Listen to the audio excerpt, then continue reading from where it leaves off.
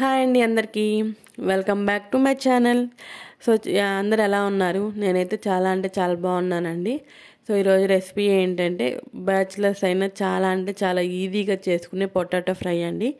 ఇది రైస్లోకి and side డిషెస్గా పప్పు చారు, సాంబార్, రసంలో కూడా చాలా అంటే చాలా బాగుండిద్ది. ఇప్పుడు ఏంటో ప్రాసెస్ ఏందో చూసేద్దాము. ఫస్ట్ వచ్చేసి నేనైతే ఇక్కడ బంగాళదుంపల ముక్కలను అయితే పీసెస్ చేసేసుకుంటున్నాను. చేసుకుని ఏంటంటే ఇక్కడ సాల్ట్ వాటర్లో వేస్తున్నాను. దానివల్ల ఏంటంటే బ్లాకిష్ కాకుండా ఉంటాయి, కలర్స్ చేంజ్ అవుతాయి కదా బంగాళదుంపలు. అవి అయితే నేను ఇక్కడ శుభ్రంగా కడుక్కున్న తర్వాత వాటర్ అంతా వంపేసాను. ఇక్కడ ఒక కడాయి పెట్టుకొని దానికి మనకి ఆయిల్ సరిపడినంత వేసేసుకోండి. ఇక్కడ నాకు కొంచెం ఎక్కువ అయింది, మీరైతే చూసుకొని మీకు సరిపడినంత వేసేసుకోండి. రెగ్యులర్గా చేసే కర్రీ కన్నా కొంచెం ఆయిల్ తక్కువే పట్టిద్దండి, ఎందుకంటే మనం ముక్కల్ని ముందే ఫ్రై చేస్తున్నాం కదా. తర్వాత మనం ఇంకా జస్ట్ మనకు పోపుకి సరిపడినంత వేసుకుంటే సరిపోతుంది అనమాట. ఇక్కడైతే నాకు కొంచెం ఎక్కువైంది, మీరు చూసుకొని అయితే వేసేసుకోండి. ముక్కలు వేసుకున్న తర్వాత ఇక్కడ మిక్స్ చేసి ఒక 5 మినిట్స్ మీడియం ఫ్లేమ్లో పెట్టి 5 మినిట్స్ మనం ఇక్కడ ఇలా ఫ్రై చేసుకుంటే సరిపోతుందని ఇప్పుడు వీడియో చూస్తున్నారు కదా, గోల్డెన్ కలర్ వచ్చేంత వరకు ఫ్రై చేసుకుంటే సరిపోతుంది అనమాట.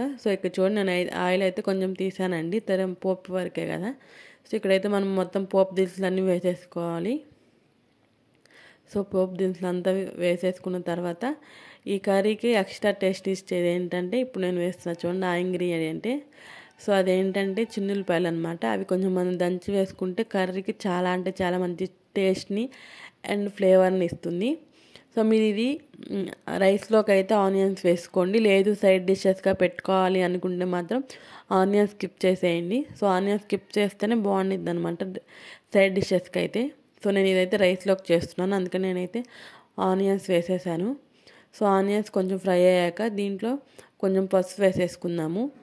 పసుపు వేసుకున్న తర్వాత మనం ముందు ఫ్రై చేసి పక్కన పెట్టుకున్న ముక్కలు వేసేసి ఒక్కసారి అలా మిక్స్ చేసేసిన తర్వాత ఇప్పుడైతే మనకు టేస్ట్కి తగ్గట్టు సాల్ట్ వేసేసుకుందాము. కొంచెం సాల్ట్ చూసి వేసుకోండి, ఎందుకంటే మనం ముందు ముక్కలు వాటర్లో వేసినప్పుడు కొంచెం ఎంత లేదన్నా కొంచెం పీసెస్ అయితే సాల్ట్ని అయితే అబ్జర్వ్ చేసుకుంటే చూసి మీరు వేసుకోండి. అండ్ కారం కూడా, అండ్ కొంచెం ధనియాల పొడి, అండ్ కొంచెం గరం మసాలా వేసేసుకుంటున్నాను. మీ దగ్గర ఎండు కొబ్బరి ఉంటే మీరు ఎండు కొబ్బరి కూడా వేసుకోవచ్చు అండి. నేనైతే ఇంట్లోనే తయారు చేసింది వేసాను ఎండు కొబ్బరి. మామూలుగా మన ఇంట్లో ఎండు కొబ్బరి ఉండేది కదా, దాన్ని చిన్న చిన్న పీసెస్ కట్ చేసి మిక్సీ పెట్టేశాను అనమాట.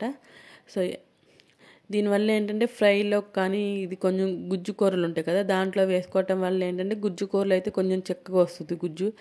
ఫ్రై అయితే టేస్ట్ బాగుండిద్ది అనమాట. మరీ ఎక్కువ వేసుకోవద్దు, మళ్ళీ తీపి వచ్చేస్తుంది అనమాట కర్రీ.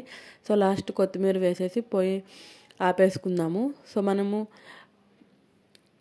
కొబ్బరి వేసినాక మనం ఇంకా స్టవ్ మీద ఉంచాల్సిన అవసరం లేదండి, ఎందుకంటే కొబ్బరి అక్కడ కర్రీలో ఉన్న వేడికే సరిపోతుంది అనమాట. మనం ఇంకా స్టవ్ ఆఫ్ చేసుకొని సర్వ్ చేసుకోవచ్చు.